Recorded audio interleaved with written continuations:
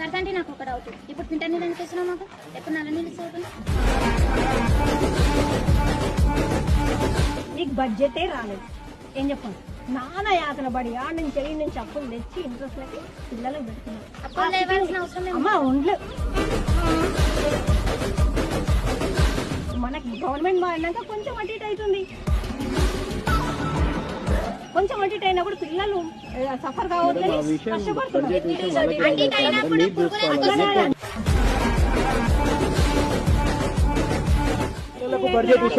వాళ్ళు time government change అవ్వడం వల్ల బడ్జెట్ రాలేదా?